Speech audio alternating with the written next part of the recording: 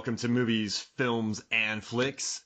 I am Mark Hoffmeyer, and joining me is a man who only cares about nugs, chillin', and grindage. It's Jake Lewitt. Hey, buddy. Yes! Listen, man. I'm not entirely sure what all of those things you said are. I'll be honest. Listen, man. I've got an idea, but I'm not sure. There's across the internet various options of what nugs could actually mean. Listen, if you're edged because I'm wheezing all your grindage, just chill. Because if I had the whole Brady Bunch thing happening on my pad, I'd go grind over there. So don't tax my gig so hardcore, Cruster. You gotta make up your melons. Come on. So, all right, grindage is food. Yes, and chilling is just chilling out, relaxing. Yeah, and then Cruster is just kind of like, you know, a negative. It's like don't be a dork or a jerk, right? Yeah. But nugs can mean a lot of things. Because there's a caveman nug, Betty Nugs, right? Yeah. And then there's the nugs fully loose when he's talking about that woman. No, wait, just when he's talking about walking, he says the nugs fully loose. So there's two different definitions of nugs right there. See, I had assumed it was women. Yeah. Just throughout entirety, just women. Because he does say nugs. He does. This is based nugs on the credits where you have, as you say, you have Cave Nug as a credit. and various people are credited as Fresh Nug, which I really? That's funny. Sorry for them. Oh, I didn't look in the credits. Two women credited as Mountain Nug. I think that really captures their spirits and doesn't objectify them at all. Yes, I'm sure their parents are very proud. Hey, let's stay for the credits, you know? Yeah. You know what, though? I would love to be, like, Dude Nug in one of these. I would love it. I think I'm okay that I don't have a credit in this film. I would love to be Henchman Nug. Yeah, that'd be fun. You could be, a Flotsam or a Jetsam Nug kind of thing. So we had this conversation years ago where I said, hey, have you watched a Pauly Shore movie? You said you never watched a Pauly Shore movie. I think my response was, what's a Pauly Shore? Yeah. What is that? Who is that? And then we did a podcast about Home Alone, which you should listen to because it's great. We talk about fists being filled with bricks, I think. Yes, indeed. Yep. And then we talked about it more, and so you finally decided. And for me, I didn't want to get you going immediately on a son-in-law or in the Army Now or a jury duty or a biodome because those are Pauly Shore vehicles. I kind of wanted to introduce you to Encino Man, which is kind of like a movie featuring Pauly Shore. Does that make sense? It does. It does. But from what I've heard, this is the best film featuring him. Certainly the highest rated one that made the most money. And that doesn't bode well for the rest of them, gotta say. You know, with inflation, I accounted for inflation. This movie made $72.8 million in the States. That's insane. On this all with inflation on a $14 million budget. So let's say marketing Did it make anything anywhere else? No, just here. Yeah. And just here, like, so let's say $6 million. So I mean, it probably pulled in a $50 million profit. This movie. Yeah. If you told me this film got made for 10 grand, I'd believe it. Now, the thing is, all these Pauly Shore movies, if you look at the box office, they paid for themselves. So people think these movies are, some people kind of think they're abominations, but I kind of love them. And they all, if you combined all of them with their budgets, with, let's add in some for marketing, these movies made a profit. Yeah. Well, not in the UK, I'm guessing, because I don't think Pauly Shore is known anywhere outside of America, or at least not in my experience. In the Army Now was nominated for a BAFTA. What? Yeah. Best performance, male, Pauly Shore. Oh, and Lori Petty got nominated for Best Supporting. 2 BAFTA awards for this movie. Okay, I take it back. It's just seems to be me that's never heard of them. I thought it was crazy that My Left Foot beat it out. Okay. That's a strong opinion to have, Mark. Oh, that I will not go public with that opinion, by the way. That will not reach print. The other thing, in the Army Now was up for BAFTAs. Yeah. No, it's a total lie. Okay, fine. Good. But You had me going for a minute. Oh, I had you go. That's amazing. You were like, I'm gonna watch it now. There is a moment though in the Army Now where they're scouting out this other base. So they join him and Andy Dick join the reserves because they want to open up a stereo shop, and he's gonna they're targeted it, and he's gonna shoot this rocket launcher at this base, and he's like, suck on this one time, and he shoots the rocket backwards. And it just flies and then blows up in the sand. That's a good bit right there. Yeah. That's. I doubt that's the first time someone's fired a rocket backwards in a film, but it generally gets a laugh. Oh wait, all right, then I like that happens in Tintin. All right, so how about this? You and I got to do a podcast about shooting rockets backwards, or just shooting rockets in general. Commando. Okay. Yeah. See, Tintin is where my mind goes to in terms of firing a rocket backwards. Because Captain Haddock does that on the motorbike. All right, I gotta watch that. I own that movie. I love that movie. I haven't watched it in a long time. It's really underrated. Well, why is it not more popular? I think it's because of the whole Uncanny Valley thing. Got it. Because in my opinion, it's better than it's one of the better Indiana Jones films. It doesn't happen to have Indiana Jones in it. Like, it's better than Temple of Doom. It's better than Crystal Skull. But it's just because it's that animation style, and most people I come across just didn't bother to see it. They just figured, oh, Spielberg made a cartoon. I'll skip that. It's a good yarn. It's really fun. I like adventures like that. I like movies with maps, or when they're hunting something, or when they're traveling around the world. Yeah. You see across the world, there's the dots like Indiana Jones. Any movie that features that, like I think Monty Python had that. Didn't they get attacked by a secret? Any movie with a map and traveling on it, I'll watch. Yeah, me too. I'm there. I love that kind of thing, and I love like in the Muppets when they travel by map. That's the method. It's another podcast, me and you. We got a lot of podcasts. Yeah, we're gonna be busy. What are you doing in the next month? I'm sure I'll find some time. All right, so I did a lot of research on this movie, and I kind of wanted to get into it, because if they're listening to this podcast, you've seen the movie, so people don't really quite need a play-by-play. So I just want to drop some interesting data on you before we get talking about the movie. So this isn't quite data, but it was Les Mayfield directed it. He also directed Miracle on 34th Street, Flubber, Blue Streak, American Outlaws, The Man with Sam Jackson and Eugene Levy, and then Codename The Cleaner. And the woman who wrote it, Sean Shepp, she also wrote Son-in-Law, and she wrote Drumline. And she appeared in The Terminator. That's right. So she has written 3 profitable movies. How do you feel about that? I still don't like that you're calling this film good, or you're using profitable in a positive. It's like, this film's positive because it's profitable. Because there's been a lot of terrible films that have made a lot of money. All right, so I was looking at BuzzFeed, and they said it was 24 out of 24 of the classic 90s movies. So it placed last. Okay. You know that Jim Carrey and Nick Cage were considered for the Link role? Yeah, I can see Jim Carrey in it. Nick Cage, it would be a very different film. Yeah, it'd be awesome. Very different. I would watch that film.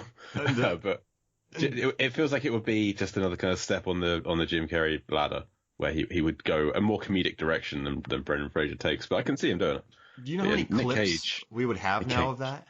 There'd probably be a sequel. There was a straight to TV sequel, but there'd be there'd be an Ace Ventura 2 version of this. I mean, I'd watch it. Yeah. And there's a Goonies reunion in this movie. What'd you think about that? I'm not the biggest Goonies fan. Oh. Data and Mikey. Data and Mikey both in it. This is the only film that's like a Goonies reunion, I think I read. No 2 actors from the Goonies have ever appeared on screen anywhere other than in Encino Man. That's crazy. Yeah, it's nuts. I'm racking my brain right now. When you were saying that, I just immediately went, all right, Brolin's got to be in there with somebody. Apparently not. Not even Joey Pants or Robert Davi. Wow. Yeah. Davi's been in everything. And Joey Pants. They're both in. Yeah. Oh, Joey Pants. I can't believe those 2 haven't been in something together again. But no. Apparently it's never happened. Those 2 would be perfect together, Joey Pants. I feel like I've seen them in 8 movies together. Right, but it's just the Goonies. They just work so well as brothers. Wow. We talked last time about doing a Home Alone remake. Joey Pants and Robert Davi as Harry and Marv. They'd be perfect. Yeah. I could picture Joey Pants wearing the little ski cap that Joe Pesci wears. Absolutely. And he could really do the kind of the Muttley. Yeah. He's born for that. Yeah. Man, geez Louise. Let's just talk about that. But I will always bring it back to Home Alone. Doesn't matter what we talk about, I will bring it back to Home Alone. It'll happen at least twice more today. I love our theory, though, about her fists were filled with something. Her fists hit harder than brick. Or her fists... What was it? A bag of bricks? It was the paint cans. The paint cans. Oh, the paint can was filled with that woman's fists. Yes, because the paint cans were harder than the fists, but the fists were harder than brick. I think it was, yeah. Because the paint cans can take out teeth. Oh my gosh. All right, so this will make you happy. This movie won a Razzie Award for Best New Star for Pauly Shore. Good. Okay. Very good. However, this movie, Rotten Tomatoes, they just released a thing, Rotten Movies We Love, and Son-in-Law and Encino Man were featured on that list. So Rotten Tomatoes. What score does Encino Man have? 15. Okay, I'm fine with that. I'm okay with that. Let me tell you something. I agree with the 15%. I'm not arguing that. And I do think that Sean Astin's character is a big turd. I like him as an actor, but he's very entitled. He hounds after this poor woman, and she somehow likes him at the end. I'm like, no. Well, I'm not a big fan of Robin either. I think they're perfect for each other at the end of this. Their relationship is not going to last.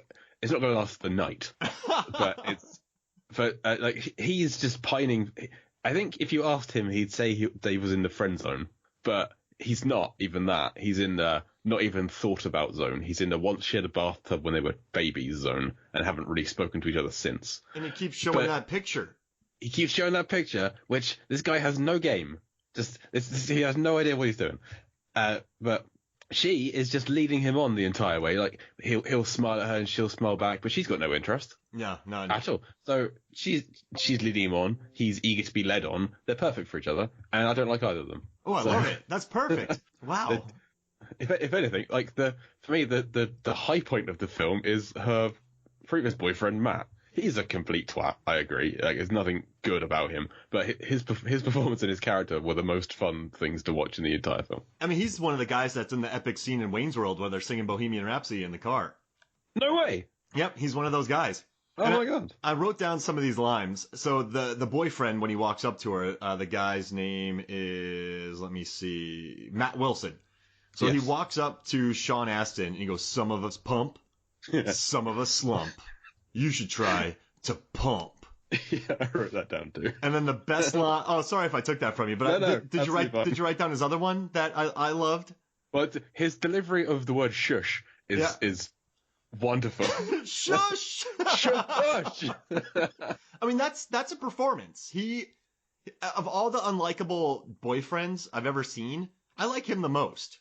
Well, even when they're just sat in the class and like, Dave smiles at Robin smiles back, he just kind of pushes into frame, shakes his head no. It's like he's aware of where the camera is. And he's also pretty smart too, because remember when they asked him a question, he goes, "Glacier." Like he knows, he listens in class. Their teacher is very engaging, I want to say, in the beginning when he's talking about Cro-Magnon Man. He's very, he does a good job, this teacher. Oh yeah, well it's Rick DeCommon from like Groundhog Day. Yep. And a million other things. But he does a good job. Yeah. I really like that guy. So not only does he, he says, good lines, but then he looks at the camera and then he also says he knows answers to questions. He participates in class. Yeah. And then he goes, "Oh, I'm sorry, I interrupted you." Well, it's just if he just wasn't such of a kind of he's a bully is the problem. Like, if he wasn't a bully, he'd be the hero of the film. He'd just be like the most popular guy in school, justifiably. But he has to kind of take it too far and bully Dave whenever he has the opportunity.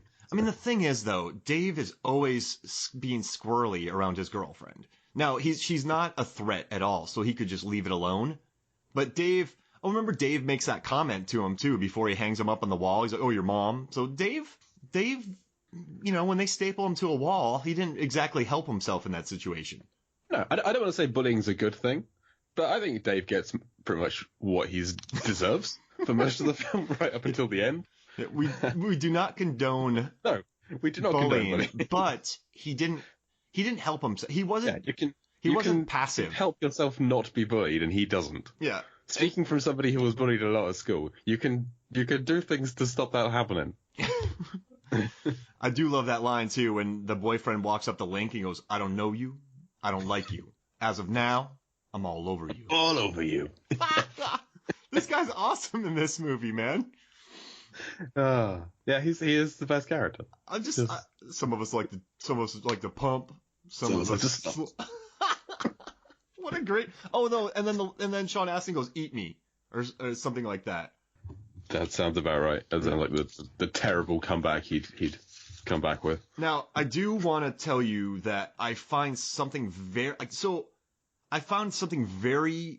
impressive about Weasel and Dave. And it's the fact that I think that ice cube with a human being inside easily weighs 1,000 pounds. Yeah? Yes. Yeah. So they build a rig, like a winch, very quickly. out of a swing set. And the two teenagers have enough engineering know-how to take a 1,000-pound ice cube out of a 8-foot hole via a swing set, then move it 20 feet up onto sawhorses. I mean, they showed some engineering skills to do this. They should be doing better in school. Yeah. I agree. But that's impressive, though, right? If you and I, let's say you and I are hanging out and we find a 1,000-pound ice cube in our backyard and we're teenagers. I don't think I could. I wouldn't be able to get it out. No, I think not a chance. Not without it'd take a few days. You have to dig a channel around it underneath it to get a rope round. Yep. Or several probably. And yeah, you'd need specialist equipment, not a swing set. I find it implausible. But the fact that they managed to do it, these guys are geniuses. I mean, they are engineering. Do you think they're kind of... Well, if you think about it, Weasel, right? He doesn't like to go home because his mom is super bummed. He's never home. He doesn't like to go home because he has a really bad home situation.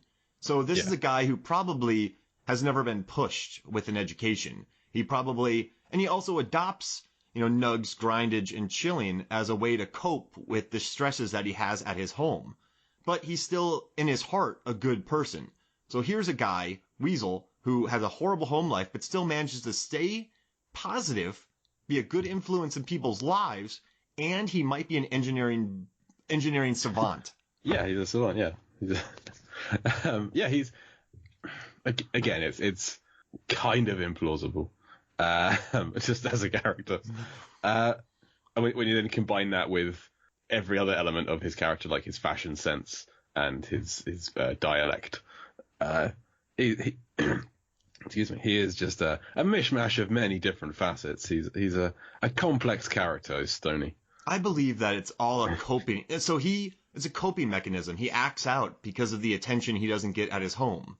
Yeah, he just wants to have that Brady Bunch life that Dave has. And then, but that's all he desires. So, and he's kind of made up his own language because he probably he doesn't have brothers or sisters. So he probably spent a lot of time in a bad family situation, and he developed his own kind of language in his head. That makes a lot of sense. And the way that Dave kind of wins him around is money. Is that so he can move out of his potentially horrendous home life and just kind of branch out on his own? He can get his own place. Does this change your thoughts about Weasel at all? I still don't like him, I'll be honest. I listened to quite a few podcasts today on Encino Man, just to kind of gauge popular opinion on it. And a lot of people really love this film and really love him as a character. But just watching it, I didn't know what I was watching for the most part. Because bear in mind, this is not just my first Pauly Shore film, but my first ever seeing of an image of Pauly Shore was turning on Encino Man. Which, if I call it California Man, I'm sorry, that's what it's called in the UK. Yeah.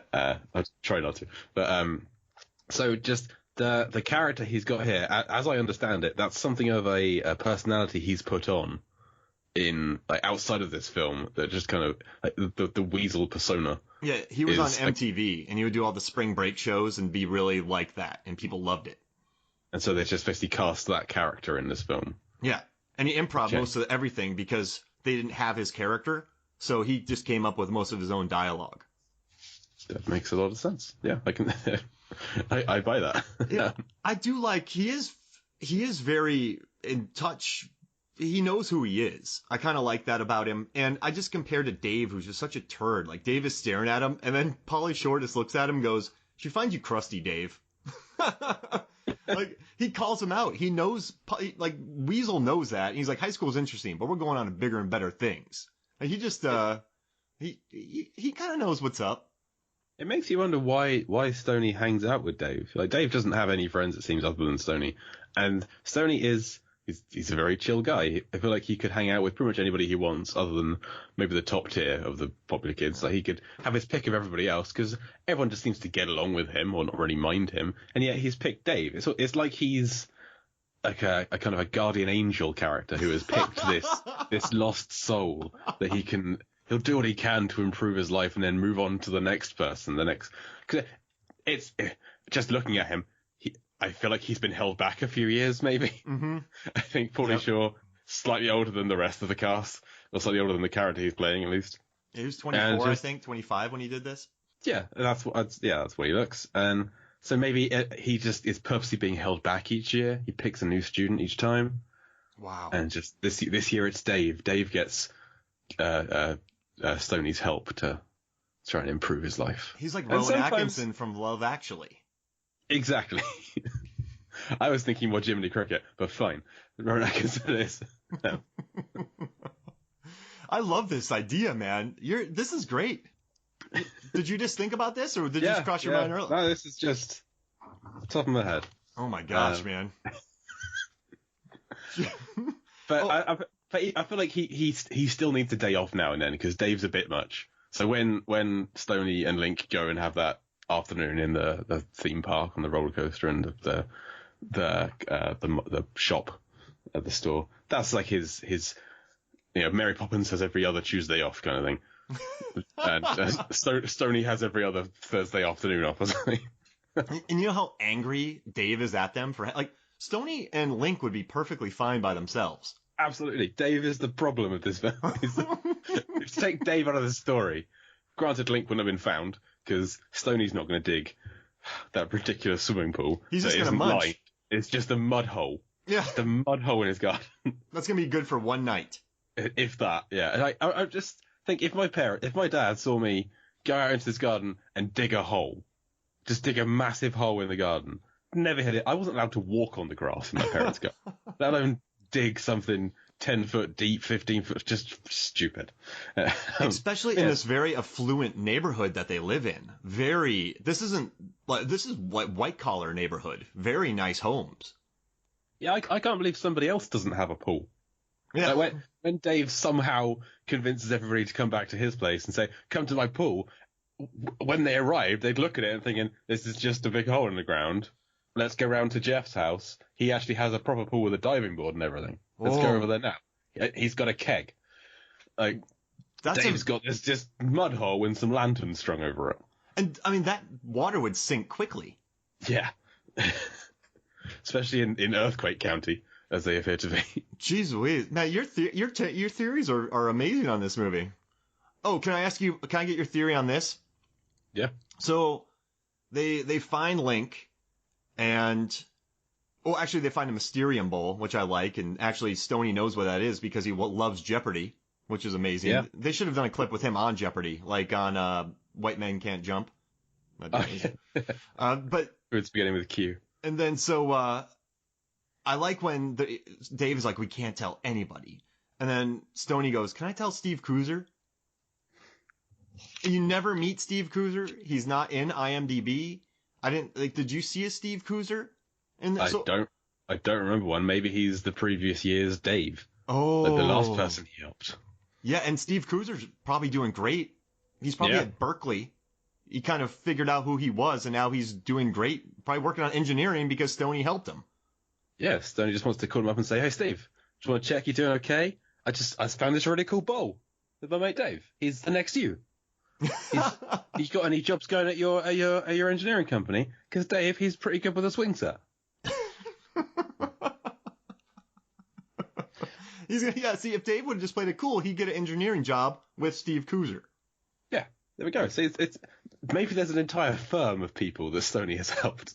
It's just this entire, it's like Stony Engineering or something. But that's all he's doing. It's a recruitment scheme.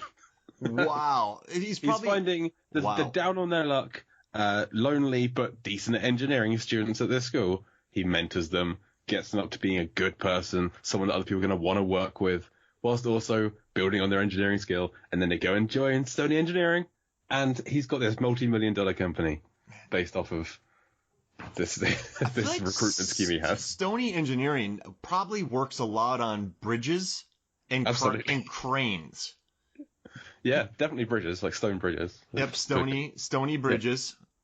And the way that they were able to crane that 1,000-pound ice cube out, I wonder when you take a walk and you see those big cranes in the cityscapes, I wonder if his company sort of designs those for optimization. I can see that. So when they get the ice out, they use the pulley on the swing set, but then it's being driven by it's like a ride-on lawnmower or something. Yeah. So maybe which isn't a general approach that they use in building construction, I think. So maybe he's got this whole new revolutionary technique of having it with a big pulley off of the crane, but also with a little car driving it. He's optimizing it in different ways. He thinks outside the box. He does. That's Stony. Man, Steve Coozer's probably a good guy, too. Do you think Steve Coozer was as annoying as Dave? I don't think anybody's ever been as annoying as Dave. But I think this has been like Stony's real challenge year. Because bear in mind, this is at the end of the year. So this is after 9-10 months of Stony working on Dave and getting him to this point. So imagine how bad he would have been at the start of the year. Oh, my gosh. Oh, Jesus. And, this might be a 2-year project for Stone. It might have been. Come back next time. You can see, when he pulls up on his moped and he gets Sean Astin to do the little walk with him, like that probably took him 1.5 years just to get Dave to do goofy stuff like that. This is how you leave the house. Yeah. Just get one step at a time. Just get him to. He was just bedridden. Like. Yeah, I love it. This is great. Oh man, and to just oh man. All right, so what else? Oh, I know we talked about their trip to the theme park, but I do love one of the most famous scene from this movie is in the convenience store, where he's teaching Link about the 4 basic food groups. Did you not find that entertaining at all? I did. They're all just like candy and crisps. Yeah, dairy. Yeah. Milk duds. Fruit are the sweet tarts. And what vegetables were what? Potato chips, I think. Potato chips, crisps, right? And then meat group was like a hot pocket or a burrito or something. Meat group. Yeah. And I was trying to filter it all through. These are all foods we don't have in the UK. So I'm trying to work out what these things are. I mean, that was a good bit, though. Just teaching them about the food groups. And I think my favorite line, which shows comedic timing, when they're like 1 minute, 2 minute, when they talk about how long he should microwave. And he's like, this is hot on the outside, cold on the inside. Then the guy goes, 2 minutes. 2 minutes, yeah. That's comedic timing right there. Yeah, well, any of the scenes that were Stony and Link, we're like half an hour into the show, haven't mentioned Link yet. Oh, yeah. The inciting character. Any scene that was Stony and Link was great. I had no problem with those at all. Just anything that involved Dave was the problem. Yeah, but one of those guys in the supermarket is it's Eric Avari, who Brendan Fraser was co-starred with in The Mummy. Oh, I love that. And he's also in Home Alone 4. What? So, bring it back to Home Alone. I love that. Those two guys were funny in that gas station, though. I liked watching them. They really sold it. Yeah, they were great. All right, so I wrote some notes here, and just because I guess we'll have to get the link eventually, but I did, as I'm writing this, I'm just looking through my notes right now to kind of talk about, and I just have one note that says Sean Astin really is a turd in it. And then I wrote, Sean Astin character is an a-hole, a little turd. I wish he wasn't in the movie.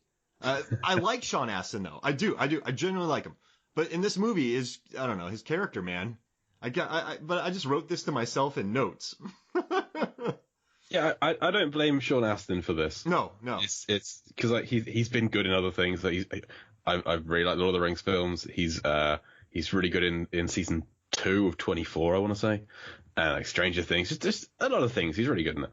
Rudy. But just his character is just so just detestable. has no good qualities. He just is useless from the start. Like, he wakes up just with a slushy falling on him, or an icy, or whatever it is. Just he's a slob. He has no friends for good reason, it seems. It's a perfect fine family. His family are a bit detached, so maybe some of the blame is them. He's got quite a really bratty sister, and his parents just don't seem to care about anything he does. Like, when they find Link, they go and try and tell his mum, and his mum's like, I'm busy, I'm on the phone, I don't care.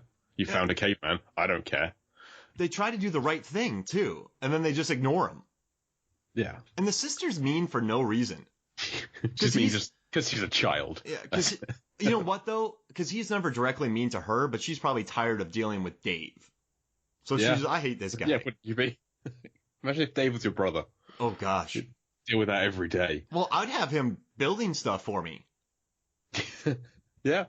And he can clean the house very quickly. He's got a hammock in his room. He probably built that himself. Yeah, I mean, he understands studs and walls and best placement for hammocks inside rooms, and that hammock probably stays. Yeah, well, it does. When Matt breaks into the room, he has a fight with the hammock, and the hammock wins. Yeah, I mean, how secure is this hammock? It's far more secure than it should be. Now, I have another question for you. When the bully sticks Dave to the wall, do you think Dave told him how to optimally do it? You want to put a staple, one above each shoulder, under the arm, and a couple down the sleeves. That'll really support my weight. Yeah. Listen, if you're going to do it right. Don't do it on the crotch. It'll be very painful. I think he guided him. I think he helped him, because that's an impressive feat with staples. Yeah. And I guarantee you that he walked him through it.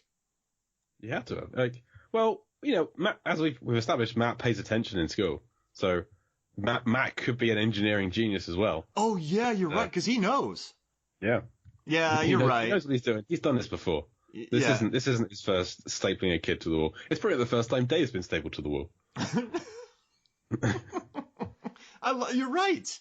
He knows how to. He's just a smart guy who says shush beautifully. Shush. Shush. And also, I had to go back and watch that again. just him saying shush. Robin Tooney in this movie is just a walking hormone in this film. Yeah, she is TTF with Link. She is just ready to go. We just did a podcast about Batman Forever, and she's like Nicole Kidman is towards Batman. But that's Batman. Yeah. Oh, yeah. Not just some caveman. She's ready to go with the picture they're shown in the science class. Yeah. Oh, I like the barbaric. And then Rose McGowan's in it too. That's her first movie. Yeah. She's blink and you miss her, but she's in there. She's everyone's crushing on Link in this movie. Well, I mean, he's next to Sean Astin. Yeah, you're right. So, I mean, it's just by comparison, really. Yeah. Also, it's early 90s Brendan Fraser. You could do a lot worse. Yeah, I mean, I tell you what, though. Fraser pulled this role off with there was no wink of irony, or he made choices in this movie, and I think he did a good job with what he had.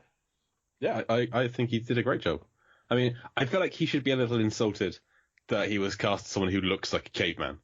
I know they have that line in it where they say Pro Magnum Man, you'd sit next to on the bus and you wouldn't notice anything. That's very much a in the world of this film kind of line. In reality, you'd know. There'd be a distinguishing difference in the forehead, I think. But he just seems to roll with it and play the role, and he's fantastic. This is the first film in a trilogy of Brendan Fraser learning how the modern world works. Yep. I think you have this one, you have Blast from the Past, and you have George of the Jungle. I think he learns how to use a microwave in all three of those films. Oh. The French Toast Sunday podcast, which is a member of the Lamb Podcasting Network, they have worked out in the past. Brendan Fraser spends a lot of time underground in films. Oh, so I can't take the right. credit for that one. But yeah, Blast from the Past, the Mummy franchise, he's always underground. For some reason, in every film he does, he spends a considerable period of time underground. More than any other actor, potentially. And here, how about I got some theories to drop on you, but I feel like we should save them for the second half. So let's take a break, and when we come back, I got a really weird theory to drop on you. How's this sound? Sounds good. All right, we'll be right back.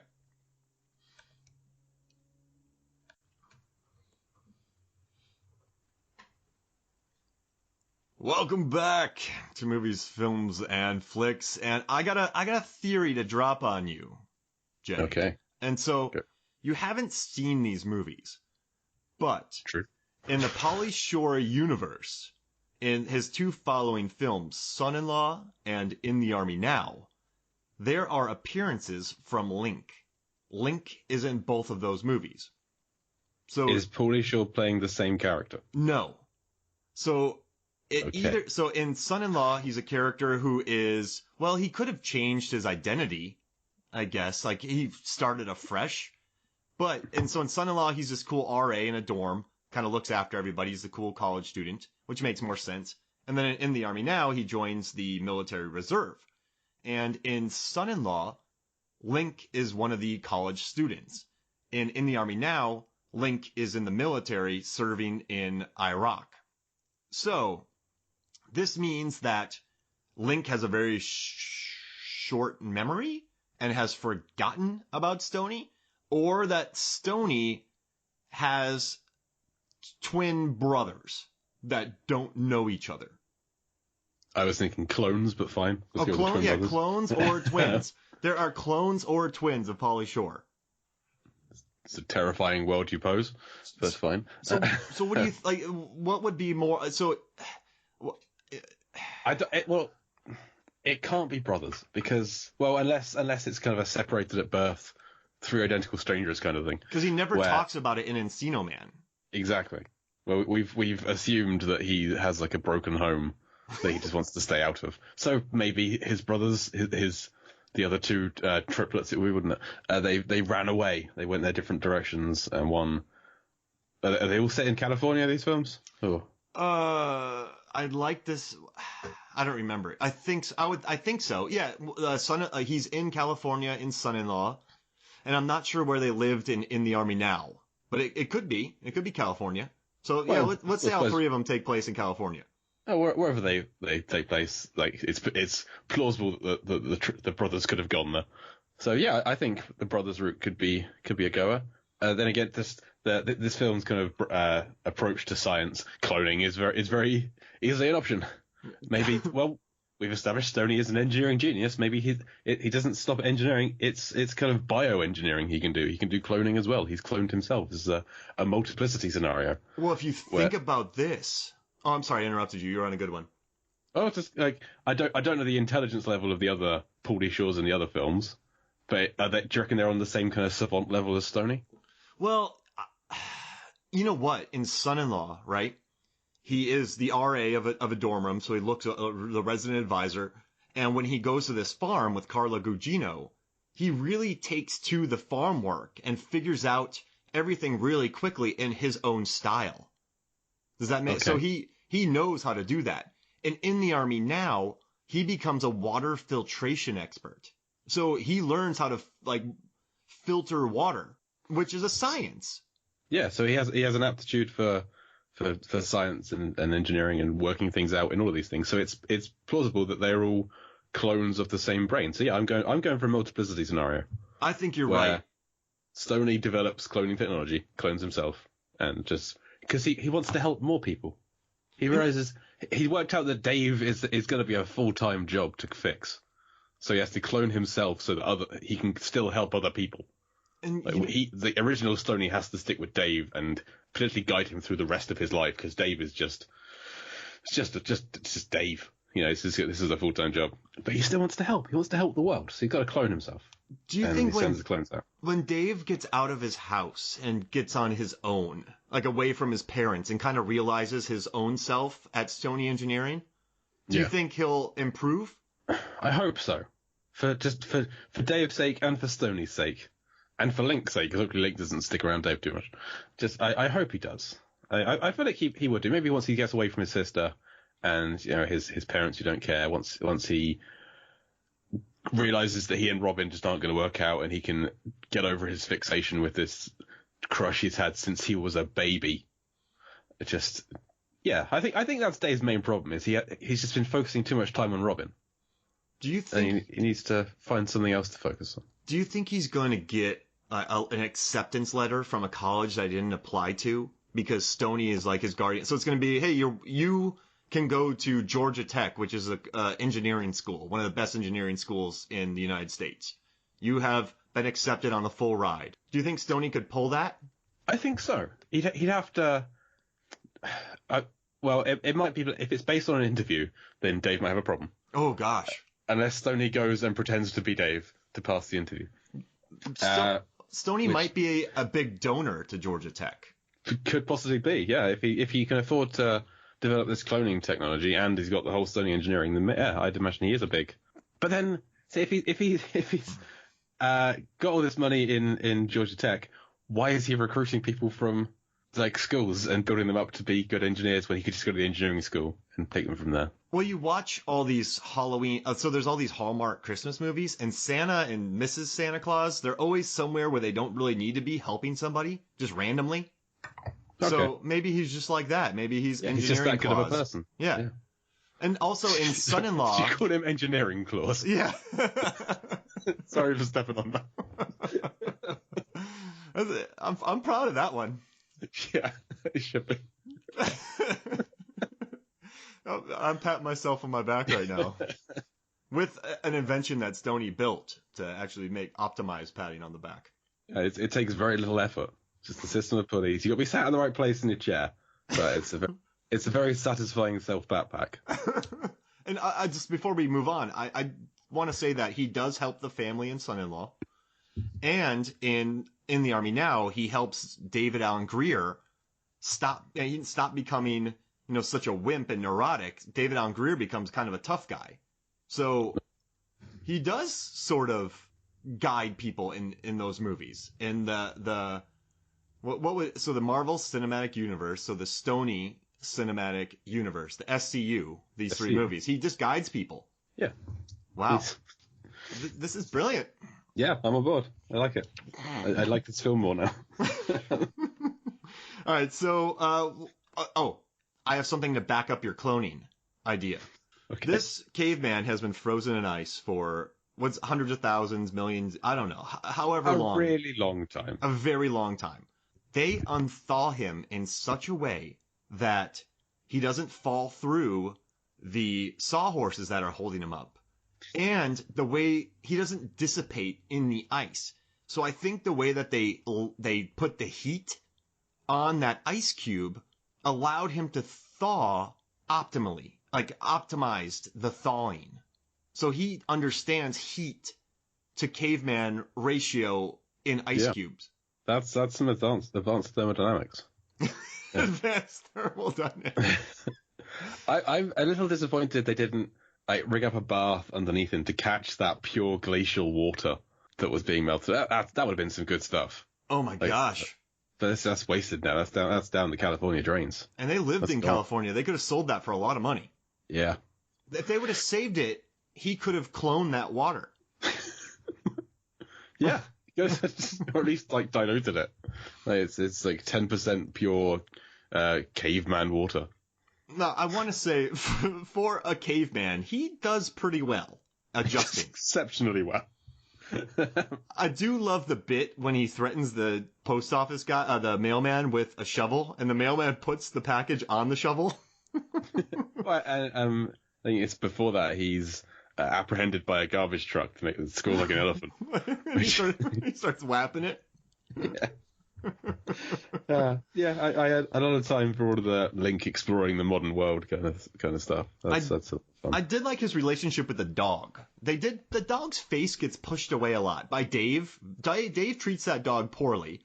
Yeah. And Brendan Fraser pushes that dog away. But that dog is a pretty good actor. Yeah, well, it doesn't mind sharing its food. Yeah, that was. Do you know what that was? They said that was Cookie Crisps. Yep, Cookie Crisps. Hey, you do as much research as I do, man. That's awesome. Just a little. So Cookie Crisps. He was eating with the dog, hanging out. Yeah, I mean, I'm not sure I'd eat it out of a bowl that a dog's eating out of, but I'd eat Cookie Crisp. That's nice. Especially if I was a caveman, it'd be great. I mean, imagine eating Cookie Crisp for the first time. I can remember.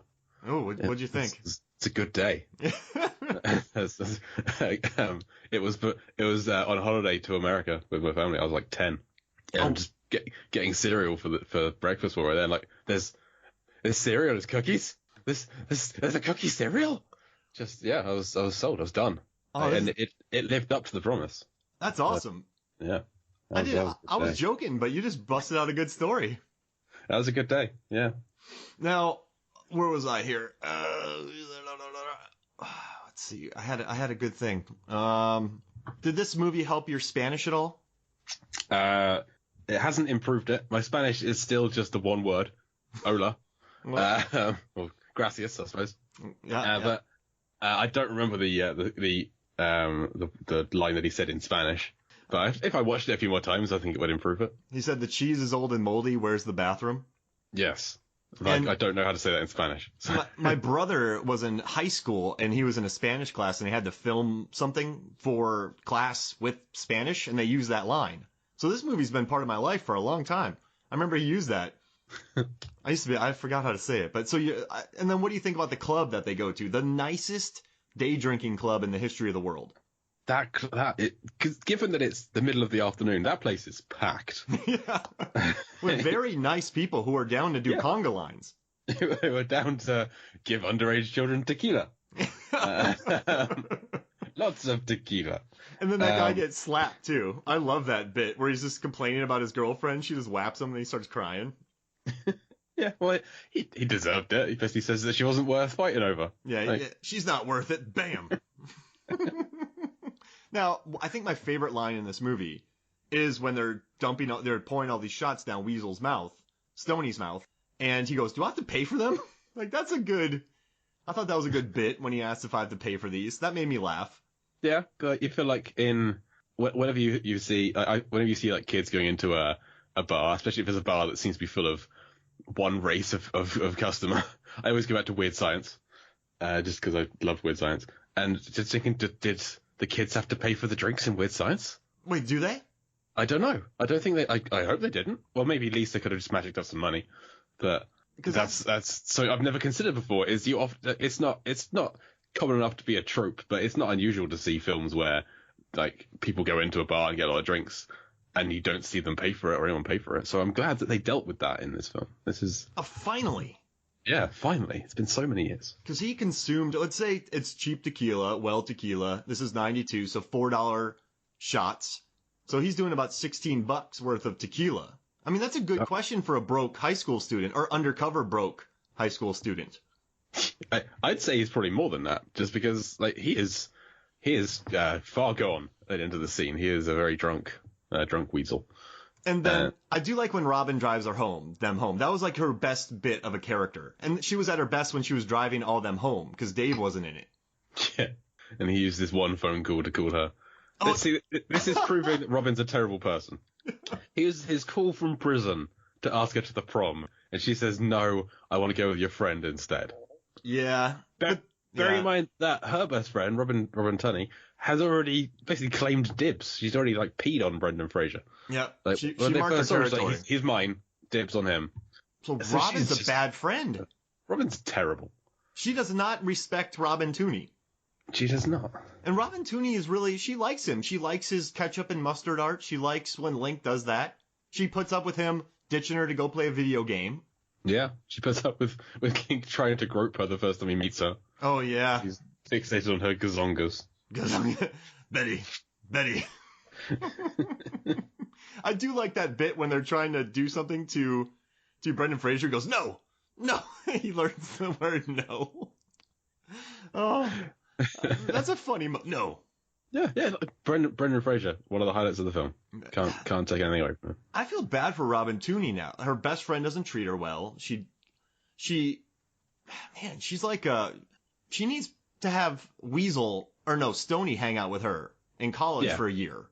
Yeah, because at the end, Robin Tooney hasn't got Link because you've got the Cave Nug. Cave Nug's been revived, so she's left out in the cold. Maybe she's going to pick up Matt, but I think she can do better than him. Wait. So yeah, She needs to hang out with Stoney. I just looked at my notes, and I want to see. So remember when Sean Astin goes, there's always, when Pauly Shore goes, there's always college, and he goes junior college. Do you think he's joking? Because, Stoney does say he's going to junior college. Or no, he is going to junior college, and Dave's going to go to Georgia Tech for engineering. What's junior college? Sorry, I don't know. I'm sorry. So junior college is like a 2-year college. So if you can't get into a 4-year university, you go to a 2-year college. You go to 2 years and you get an associate's degree, or then you can transfer to a university to get your bachelor degree, 4-year degree. Okay. So are we assuming that Stoney's going to junior college and Dave's going on to university? Yeah. And then Stoney's going to meet someone at junior college and tutor them there.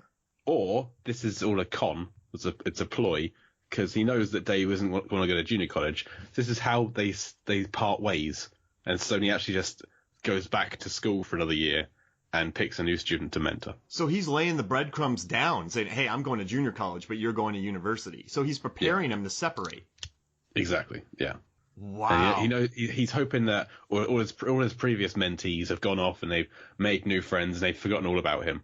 And he's worked out the best way of doing that is he goes to junior college, air quotes, and the mentee goes off to proper college. No offense to junior college. What about this? Weasel is so smart. Stoney is so smart. He knows geographical areas and earthquakes. He knows that. So when he meets Dave, he probably thinks there might be something in his backyard. So he puts it in Dave's ear to build a pool. They find the caveman. And this forces Dave to be in a situation where he has to grow up. Do you think he Kaiser Sose'd this whole thing? It's possible. I feel like there would have been an easier way to make Dave grow up without relying on unearthing a caveman. I'm just like, I don't know, get a dog. But look after your dog, I suppose. What about the scene where Dave wants to send Link away because Robin likes Link? So he gets so jealous that he takes an alive person away like an animal, gives him quarters, and sends him away. And then he pushes Stoney to the ground. Yeah, they have a little fight. Yeah, just that is like Dave's lowest moment. I think it's as a character. There's no coming back from that. You're just going to send away this person you found and who you've nurtured into being a part of society. You're just going to send away because they're more popular than you. With some quarters. Because your ridiculous plan to use a caveman to improve your popularity in school somehow didn't work. And he just became... It's a horrible thing. They could have sold that bowl for millions of dollars. Yeah. And Dave calls Stoney out for only liking nugs, chilling, and grinding. But all Dave cares about is popularity. That's the only thing he wants. He just wants to be popular. That's it. And that's so much less than nugs, chilling, and grinding. Grindage, sorry. And he's not my responsibility. And then he is. And I love when Stoney goes, the guy gets crusty and you bag him. That's not how it works with friends. Yeah, very good point. And Stoney is full of life wisdoms. I will say, when Brendan Fraser comes back and hugs Dave, just watch Brendan Fraser. He does a very good job acting in that scene. He looks sad when he's hugging Sean Astin. It pulled my heartstrings. I'll have to go back and watch it. Yeah, I mean, do it. And then, when tears roll down your eyes, just thank me. I'm watching it now, and yeah, you're right. He is. I've always liked Brendan Fraser. I even like Bedazzled, which isn't the best film, but I think he's very good in it. He has to do a lot of different things. He's an underrated actor, and I don't like he kind of just fell off the radar for a little bit. Yeah, I hate that. The Mummy, the guy in Georgia, he had a good run. I do love The Mummy. That's one of my. That period in the late 90s, early 90s, he was really good. Yeah, and he said that he got blackmailed by the industry because of some events that happened. He had a really long interview. I don't know if you've read it. Yes, I did read that. Yes, you're right. Did you see him in Trust? Danny Boyle's no, Trust? I didn't. Oh, I haven't seen that yet. The show, I don't know. The show's all right, but I just watched it for him, and he's really good. Well, he's going to be in Doom Patrol. What? I think that's just a voice thing. Oh. Who's he playing in Doom Patrol? What the hell? Timothy Dalton's in this? Wait, did you Alan watch? Tudyk? Have you watched What is this thing? Airheads? Have you watched Airheads? I love Airheads. Okay, good. Would you? I'd podcast about that movie. Hell yeah. I think that should be our next one then. Okay. I really think so because I love that movie and I always get in trouble because sometimes my wife she'll be like, "Hey Mark, how you doing? You know, what are you thinking about?" And I'll just go swimming pools. And I say that to everybody and they hate it because they have no idea what it means because it's from Airheads. But I always say, "What are you thinking about? Swimming pools?" And which goes back to Encino Man and Brendan Fraser. It's all connected. Oh man, this is all in the same universe. The Lone Riders? That doesn't make sense. You can't pluralize Lone Ranger. Oh, the Lone Rangers. Yeah, that's Steve Buscemi's in that movie, man. He is, yeah. He's great in it, and like, it's one of my preferred Adam Sandler films. Oh, so any other things you want to touch on in this movie that you can think about? I think we covered most of them. Like when Stoney first started talking, I got like proper Tommy Wiseau vibes from him. Just got a real the room thing going. I don't know if Wiseau saw this and thought, yeah, I'm gonna do a weasel. I'm gonna be a weasel. People love the weasel. And he just went with that. I don't know. So you're saying Tommy Wiseau ripped off Stoney and the Weasel from Encino Man? Absolutely. Can't be the first to have said that. Oh, and there's another line from Matt that you're going to think is crazy. He goes, "Robin wouldn't piss on your gums if your teeth were on fire." How would your teeth be on fire? That's the craziest. Is he George Washington? Someone wrote that line. Oh, dear. And when he says it... and Dave says, yes, you would. That guy says it so well, though, Matt. I mean, he delivers some really weird dialogue in this. Oh, he's wonderful. Yeah. What's he doing these days? What's Michael DeLuise up to? I don't know. I need to look into this. He hasn't done anything since 2013. No good. Yeah. All right, so I don't know. I guess we'll just end with the quote from Stoney where he says, "I'm not a geek. I'm a unique weasel." It's very true. He absolutely is. So now that you've podcasted about this movie, are you looking at it with a less cynical view? I am. I don't intend to watch it again. I know for a fact my wife wouldn't let me watch it with her again. She was not a fan. I before we record today, I kind of said to her, "I'm just going to go upstairs now and kind of go through my notes." She was like, "What do you need to go through your notes for? Just say it's rubbish and move on." A 3-minute podcast? Yeah. What did you think of Encino Man? It's crap. All right. Thank you for listening. You should tell her about our theories, though. I will do. I'll try and convince her to listen. She won't. She's never listened to a podcast, but I will try and convince her to. Well, at least, pitch Stony Engineering and how they got it out of there, and how he's a guardian angel like Rowan Atkinson from Love Actually. That might get her on board. Actually, that's one of her favorite films. Oh, there we go. All right. Well, hey, this was a lot of fun, man. Thanks for joining me. Oh, anytime, Mark. I loved it. Yeah, I haven't listened to one of my own podcasts in a long time. I might listen to this again and just pat myself on the back the entire time. Using that pat on the back contraption. Actually, while I'm editing this, I'm going to be letting that thing just constantly pat me on the back because I'll be listening to it. You want to make it kind of pedal powered? You can still do the editing with the hands, or you just... And you got to work out what you're doing it. Yeah, because you know those new things underneath your desks where you can, they're like a mini bike, so you keep your legs going? I used to have one, but I wouldn't. I got quite long legs and I kept on hitting the desk. All right, so I'm gonna build one that. Well, I could build one. I'll build one and just pat me on the back while I'm doing this. We got to see photos and blueprints. You want to patent it? Schematics. Go on Shark Tank. I'm pitching it to Stony Engineering. Hey, do you have anything to promote before we head out? Yeah, I'm the host of the Lambcast, the podcast of the Large Association of Movie Blogs, which you can find at largeassmovieblogs.com. Mark's a regular guest at this point. He'll be on in a couple of weeks for our sports draft. Oh, yeah. And we cover pretty much anything. Franchises, new films, old films, directors, pretty much any kind of topic we've got going. So yeah, search for Lambcast on iTunes or any other. If you want to join the Lamb, be one of our members of the Lamb community, then come to largeassmovieblogs.com and, join us, please. And you need to listen to the sports one. So look for it when this comes out. and I'm gonna make some weird picks. I'm gonna ruffle some feathers. I'm looking forward to it. That's why we like to have you on the show, Mark. That's awesome. All right, cool. Yeah. So for me, Mark Hoffmeyer, for Jay Cluett, this is Movies from the Flicks. We'll see you next week.